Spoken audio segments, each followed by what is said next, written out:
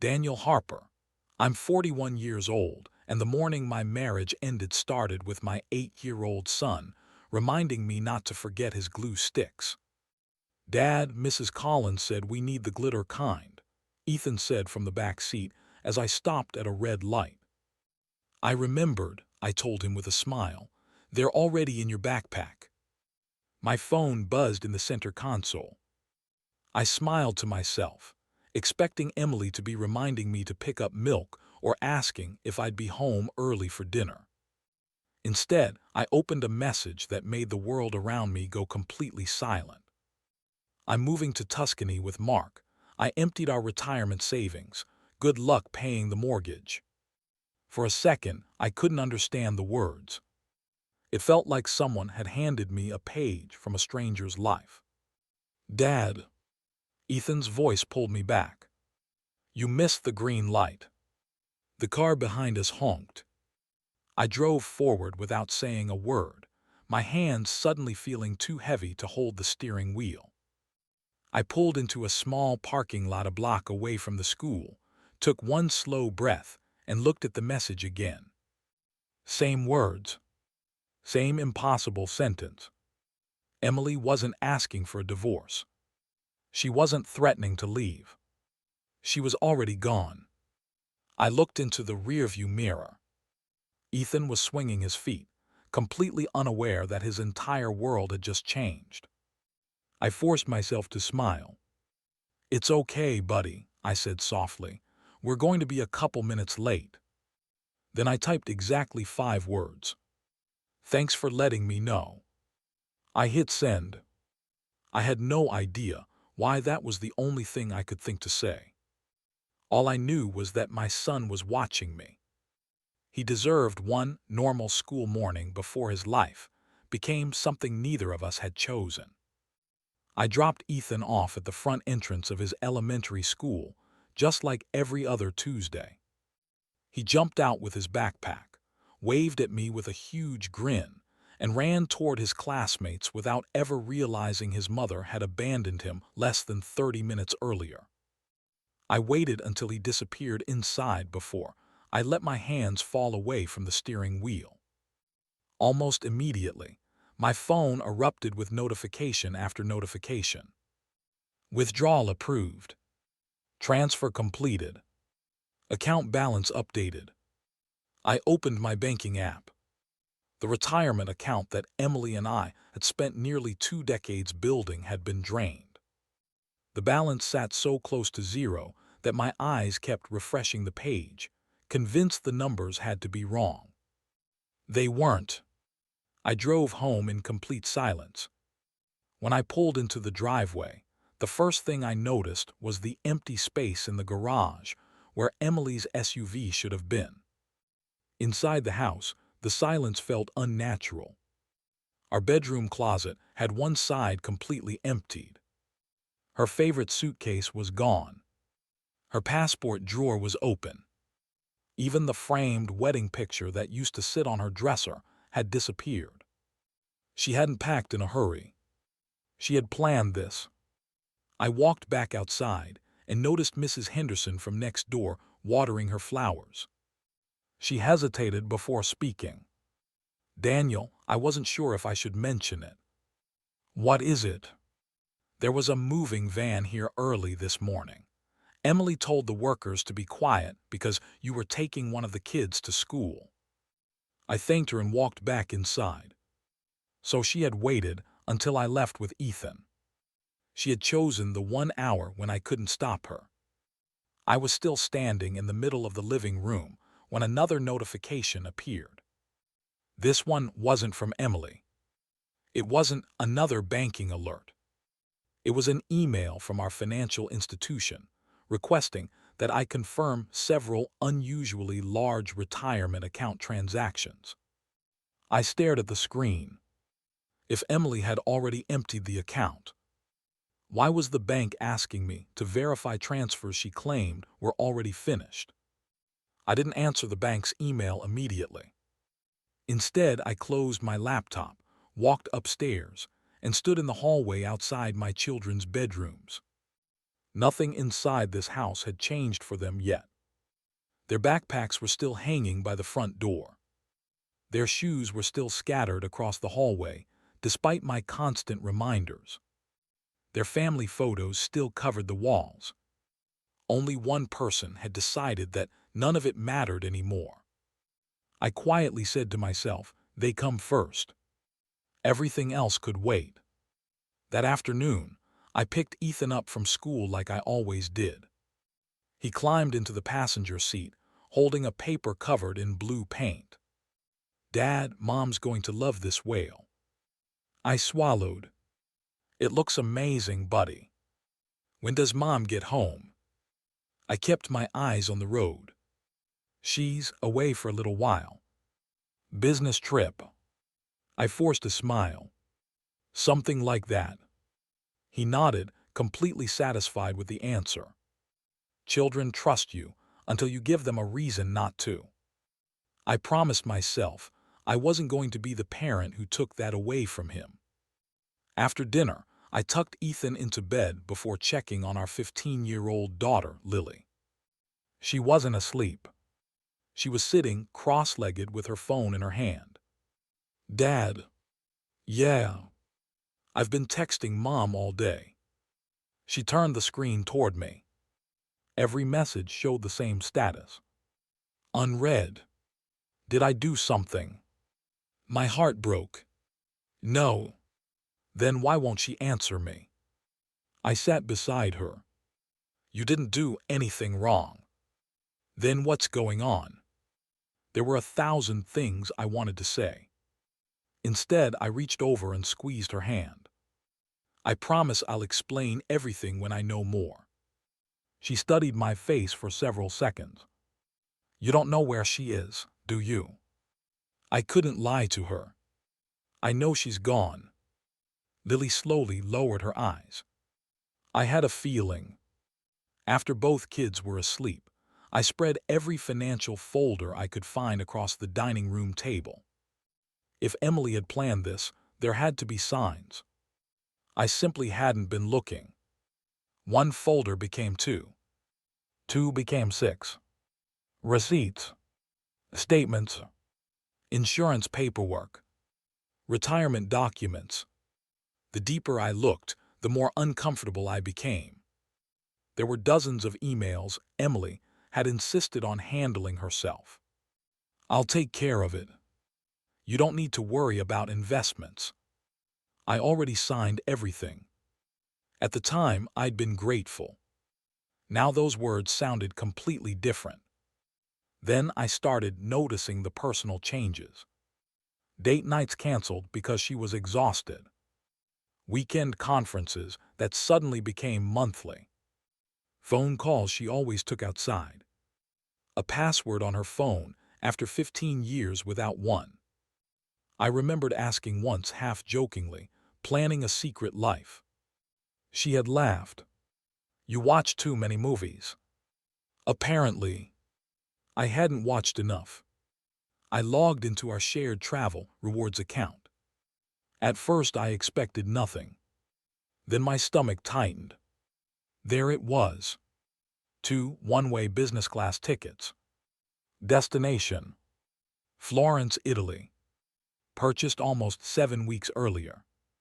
Not yesterday. Not last week. 7 weeks.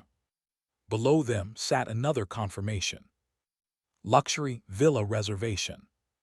Duration: 6 months.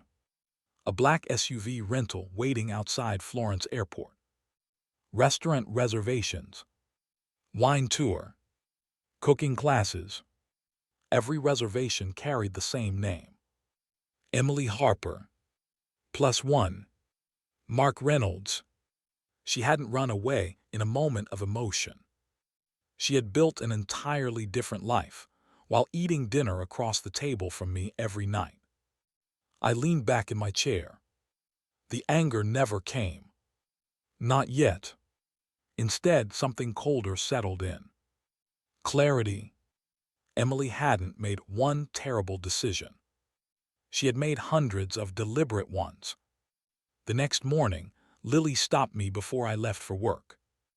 Dad, yeah, if Mom calls. She hesitated. Tell her I'm still mad.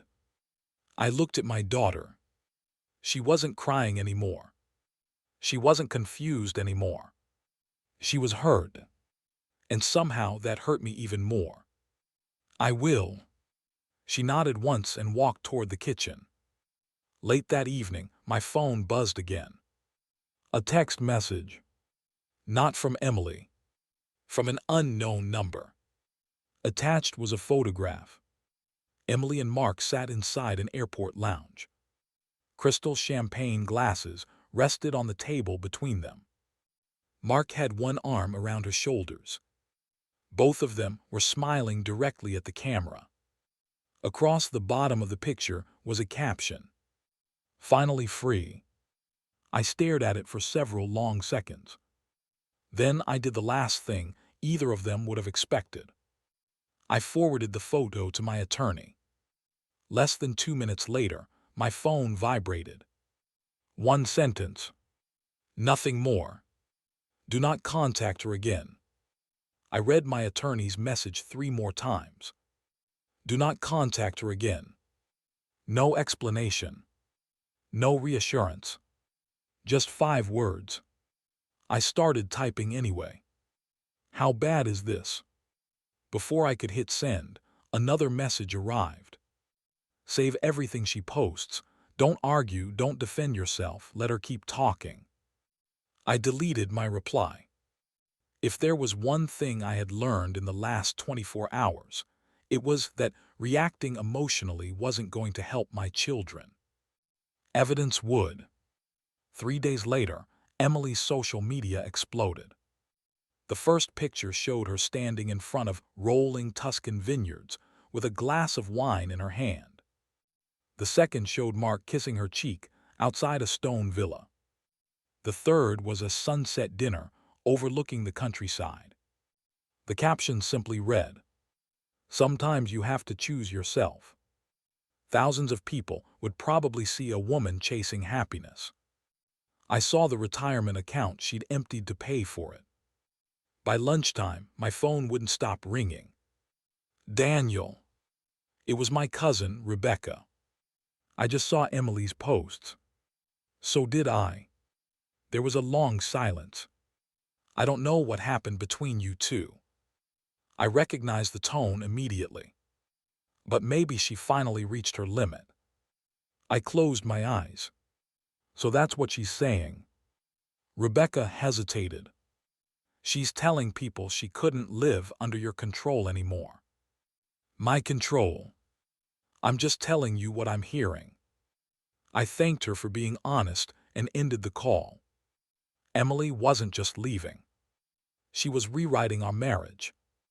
The rumors spread faster than I imagined. A father from Ethan's soccer team suddenly became distant. One of Emily's friends unfollowed me. Parents who usually stopped to chat after school pickup suddenly smiled politely and kept walking. No one asked me what had happened. They already thought they knew. Friday afternoon, I picked Ethan up from school. As we walked toward my truck, I heard 2 parents talking behind me. I heard his wife finally escaped. I guess you never know what goes on inside someone's house. Neither of them realized I could hear every word. Ethan tugged on my sleeve. Dad. Yeah, buddy. Why are they looking at us? I smiled. They're probably just tired. He accepted the answer. Children usually do. Adults rarely do. That evening, Lily walked into the living room holding her phone. You should probably see this. Emily had uploaded another video. She and Mark were riding bicycles through the Tuscan countryside, laughing as though they didn't have a family waiting for them back home. The comments were filled with encouragement. You deserve happiness. Proud of you for choosing yourself. Life's too short. No one knew she'd left 2 children behind. No one knew she drained our retirement savings before boarding the plane. I quietly took screenshots of everything. Then I emailed them to my attorney. Monday morning, I sat across from him in his office while stacks of documents covered his conference table. He adjusted his glasses and slid one folder toward me. The retirement administrator contacted us. I frowned. So they noticed. They noticed the size of the withdrawals. He pointed to a paragraph highlighted in yellow. Because of the account structure, they're requesting additional verification before releasing everything. I leaned forward. I thought the money was already gone. Some of it moved. He paused. Some of it didn't. For the first time since Emily's text message, I felt something I hadn't allowed myself to feel. Hope. Over the next several days, more relatives began calling. My older brother finally asked the question everyone else was avoiding. Did you control all the money? No. Emily told Aunt Susan, you refused to let her make financial decisions. I almost laughed. Emily had managed nearly every investment we owned.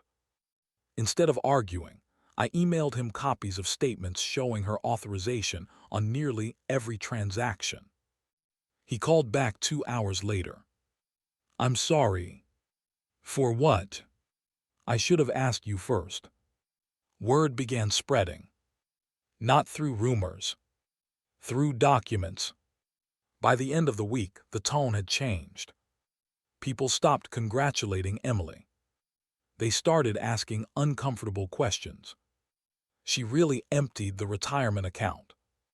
She left while Daniel was taking their son to school. She abandoned both kids. The story she'd carefully built was beginning to crack. Truth has a way of doing that. Late Friday evening, my attorney called. I just received another update. What happened? There was an attempted international withdrawal from Italy. My pulse quickened. Did it go through? He looked down at the report before answering. It was delayed. Why? They're requesting additional compliance verification. I stood up so fast my chair nearly tipped over. So the money isn't available. Not at the moment. He paused. And Daniel. Yeah. The transaction status just changed. I waited. His next words came slowly. It now says, under review. I stared at the words on my attorney's screen. Under review. For the first time since Emily's text message, something had changed that wasn't in her favor. I didn't celebrate. I didn't call anyone. I simply thanked my attorney. So what happens now? He closed the file. Now we wait. For how long? As long as it takes. He looked me in the eye. And whatever you do, Daniel, don't let her pull you into an emotional conversation. Everything goes through me. I understand. He nodded. I have a feeling she's going to need you long before you ever need her. The next few weeks settled into a routine I never expected to have. Every weekday started the same way. I packed lunches, signed permission slips, made pancakes that never looked quite as good as Emily's used to. Dad, Ethan said one morning, your pancakes look like dinosaurs. They're supposed to. No, they're not. They are now. He laughed so hard that syrup nearly came out of his nose. Lily rolled her eyes. I can't believe that worked. It worked. For the first time in weeks, both of my children laughed together. The house still carried empty spaces. Emily's side of the closet remained untouched. Her coffee mug still sat in the cabinet. But the silence had changed. It no longer felt abandoned. It felt peaceful. The mortgage payment came due. That had terrified me more than almost anything else. I met with my financial advisor and my attorney. Together we reviewed every bill, every account, every expense. We can make this work, the advisor said. It won't be easy. I don't need easy. You'll need discipline. I've got 2 kids depending on me. He smiled. Then you've already got the right motivation. A payment plan was arranged. Emergency savings covered what needed to be covered. The lights stayed on. The mortgage stayed current. The children never knew how close I had come to losing sleep over that single payment. They only knew dinner was still on the table every evening. Then Emily's messages started. The first one sounded irritated. The bank keeps making me verify everything. Can you call them? I didn't answer. The second arrived the next morning. This paperwork is ridiculous. Tell them the money is ours. Again, I stayed silent. The third message was different. Daniel, please. I stared at the screen.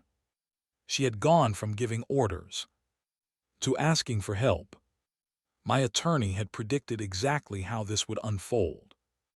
I forwarded every message to him. Nothing more. A week later, voicemail notifications began replacing text messages. I listened to the first one. Daniel, they're saying there are legal reviews because of how the accounts were structured. I don't understand any of this. Delete. The second. Can you just call me? This isn't supposed to be happening. Delete. The third. Her voice cracked. Mark says you've done something. I almost laughed. I hadn't done anything. Emily had.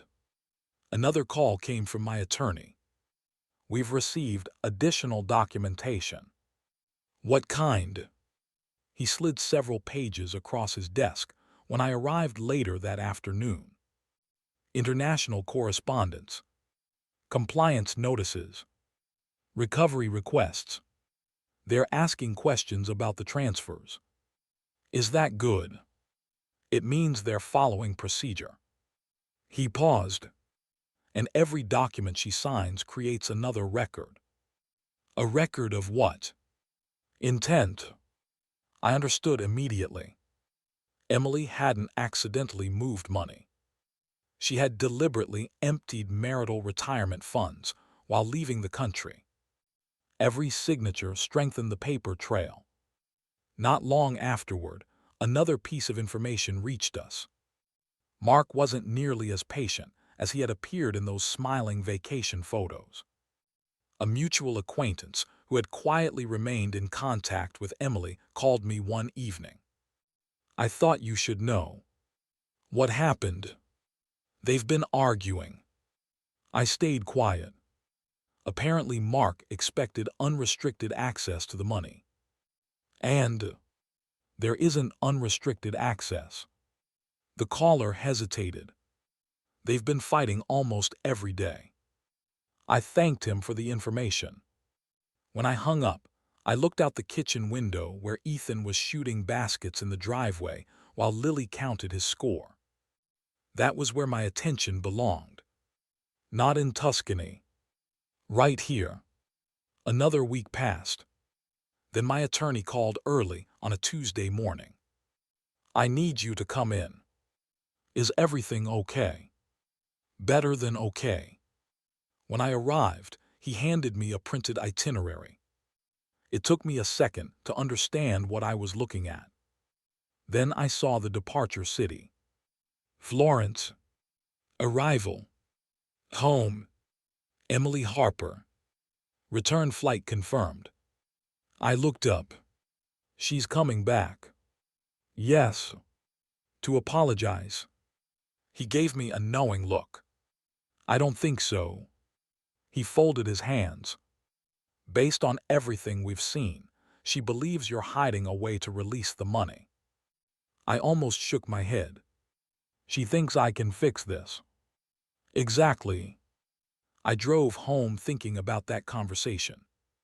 Not because I was worried, because I realized something had fundamentally changed. Weeks earlier, I had been the husband desperately trying to understand why his wife had disappeared. Now I was simply a father protecting his children from the consequences of her choices. Emily was no longer the center of my life. The kids were. The morning of her arrival, I made waffles. Ethan complained because I burned one. Lily laughed. You still haven't figured breakfast out. I'm improving. Barely. The laughter inside the kitchen sounded natural now. Comfortable. The house Emily had walked away from had become a home again. That afternoon, my security camera alerted me to movement outside. A taxi pulled into the driveway. Emily stepped out carrying 2 expensive suitcases. She looked thinner, more tired. Gone was the confident smile from Tuscany. She walked toward the front door as if she still belonged there. Then another vehicle quietly pulled in behind the taxi. A black sedan. The driver's door opened. My attorney stepped out carrying a thick leather folder. Emily stopped walking. She looked from him to the folder in his hands. He spoke before she could say a single word. Mrs. Harper. He held the documents out toward her. We need to discuss these before you enter the house. Emily looked at my attorney, then at me, as if neither of us were behaving the way she'd rehearsed in her head. Daniel, she said, forcing a tired smile, can we please talk first? I didn't answer. My attorney stepped between us and held out the folder. Mrs. Harper, these documents require your attention before any further discussion. Her smile disappeared. What documents? The ones relating to the retirement withdrawals, the pending divorce filing, temporary custody arrangements, and the financial recovery process. Her eyes snapped toward me. You filed for divorce. I met her gaze calmly. You left me by text message. She opened her mouth, but no words came out. Finally, she took the folder. She stood in my driveway for several minutes, flipping through page after page. I watched the confidence drain from her face. What is all this? She whispered. She looked at my attorney. They're saying the retirement withdrawals triggered recovery procedures. Yes. They're saying the transfers are being investigated. Yes. They're saying there are tax liabilities. Yes. She looked completely lost. But I already transferred the money. My attorney nodded. You transferred it. Then why can't I access it? He folded his hands. Because months before you left, Mr. Harper restructured portions of the family's retirement planning after an identity theft incident. Emily frowned. I don't remember that. You signed some of the paperwork. I thought that was just fraud protection. It was. He paused. And those protections created additional verification requirements for unusually large withdrawals. Emily stared at him. So, her voice was barely audible. The money isn't just sitting in my account. No. Then where is it? Much of it became subject to review the moment those transfers occurred. She slowly shook her head. No. She looked at me. You knew. I knew we had updated our financial protections. You let me leave. You never asked. Emily took a few steps toward me. Daniel, listen. I am. This isn't what you think. I waited. She looked down at the folder. Mark said everything would be simple. That sentence told me everything I needed to know. Not once had she said she regretted abandoning our children. Not once had she apologized for emptying our retirement account. She regretted that her plan hadn't worked. Nothing more. My attorney calmly continued. The recovery process is already underway. Emily looked up. So I'll get the money back. He answered carefully. The marital assets are subject to legal proceedings. She blinked. What does that mean? It means the court will determine the appropriate distribution. But I took the money. Yes. Doesn't that make it mine? No. Silence settled over the driveway. Emily suddenly became angry. This is your fault. She pointed directly at me. If you had just helped me with the paperwork. I interrupted her for the first time. I was taking our son to school. She froze. You chose that morning because you knew exactly where I'd be. She looked away. You packed your bags while I was helping Ethan find his glue sticks. Still nothing. You let our children wake up thinking they had a mother. My voice never rose. You already knew they didn't. Emily couldn't meet my eyes. A few moments later, she asked the question I had expected all along. Can I come inside? I looked back at the house. Through the front window, I could see Ethan sitting at the dining table coloring while Lily helped him with homework. They looked peaceful. Safe. I turned back toward Emily. No. Her face crumpled. Please. The children need stability. I miss them. They missed you first. Those words landed harder than anything else I'd said. A week later, the court hearings began. The evidence spoke louder than either of us ever could. Travel reservations purchased weeks before she left. The 6-month villa lease. Business-class airline tickets. Messages exchanged with Mark. Financial records showing the retirement withdrawals. Her text message. I'm moving to Tuscany with Mark. I emptied our retirement savings. Good luck paying the mortgage. There was no misunderstanding. No impulsive mistake. It had all been planned. The court also reviewed what happened after she left. I had remained with the children every day. I kept them in the same schools. I continued paying the mortgage through emergency financial planning. I protected their routines. I never spoke badly about their mother in front of them. Emily, meanwhile, had abandoned the family home, removed marital assets, and left the country with another man. Those facts couldn't be argued away. The financial experts explained exactly what had happened. Months before Emily left, I had completed additional retirement and mortgage protections after we experienced an identity theft scare. At the time, I barely understood the legal details. I simply followed professional advice. Those protections required extra verification for unusually large withdrawals and created detailed documentation that made recovering assets possible once suspicious transfers occurred. Emily believed she'd escaped with everything. Instead, her own actions triggered procedures that followed the money across international borders. The withdrawals also created significant tax consequences that she had never anticipated. The dream she'd bought in Tuscany came with financial obligations she hadn't planned for. As the legal process continued, another truth surfaced.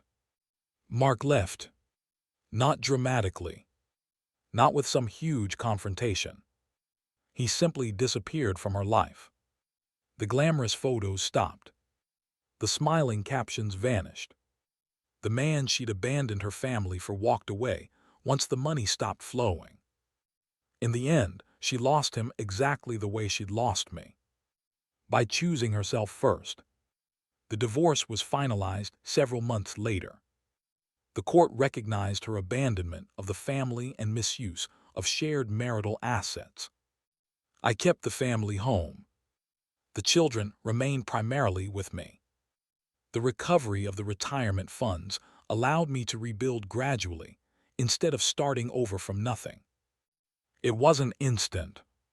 It wasn't perfect. But it was enough. Something else happened during those months. People started calling.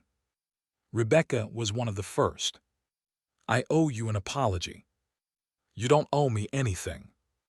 I judged you. You believed what you were told. I'm sorry. Others called too.